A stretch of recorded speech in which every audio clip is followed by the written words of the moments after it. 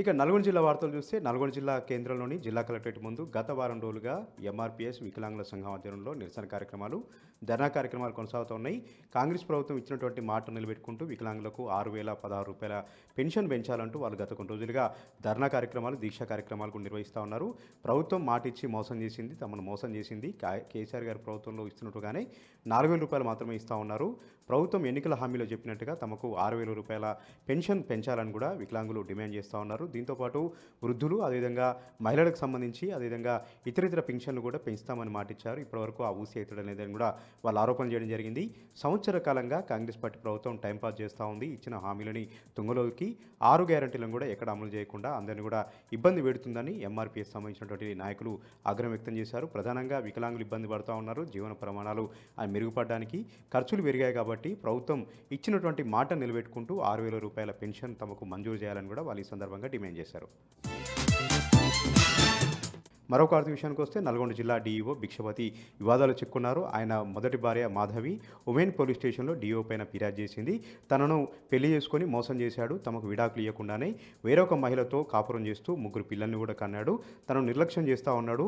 తమకు సంబంధించినటువంటి ఏదైతే వివాదాలకు సంబంధించి తమకు విడాకులకు సంబంధించి కోర్టులో కేసు నడుస్తుండగానే ఎటు తేల్చుకోకుండానే తనకు ఎలాంటి న్యాయం చేయకుండా మరొక మహిళతో తను సహజీవనం చేస్తూ ఉన్నాడు, తనను అన్యాయం చేస్తున్నాడు అంటూ మాధవి ఉమెన్ పోలీస్ స్టేషన్లో ఫిర్యాదు చేసింది.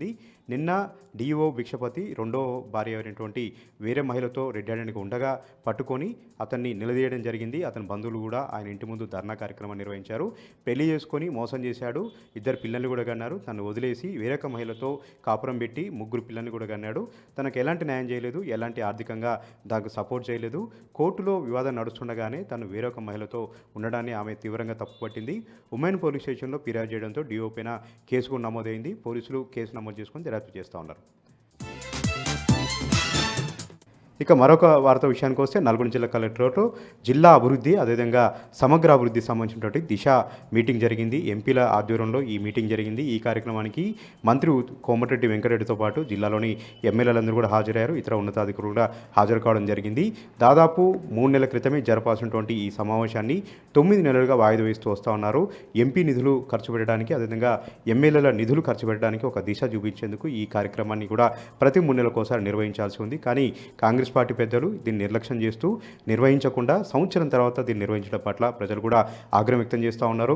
ఎంపీలకు వచ్చినటువంటి నిధులు, ఎమ్మెల్యేలకు వచ్చినటువంటి నిధులు సక్రమ పద్ధతిలో ప్రజల అవసరాలకు అనుగుణంగా నియోజకవర్గ అభివృద్ధికి ఏ విధంగా ఖర్చు పెట్టాలనేది ఈ సమావేశంలో నిర్ణయిస్తారు. కాబట్టి అత్యంత ప్రాధాన్యత క్రమంలో ఈ మీటింగ్ నిర్వహించాలి. కానీ తూతు మంత్రంగా నిర్వహించారు. ఈరోజు జరిగినటువంటి మీటింగ్లో ఎలాంటి కార్యక్రమం తీసుకోలేదు, ఎలాంటి ప్రణాళిక కూడా తయారు చేయలేదు. తూతు మంత్రంగా కేవలం గంట సేపు మాత్రమే మీటింగ్ నిర్వహించి మమ అనిపించారని కూడా అక్కడ ఉన్నటువంటి అధికారులు, ప్రజలు కూడా పెదవి విరిచారు.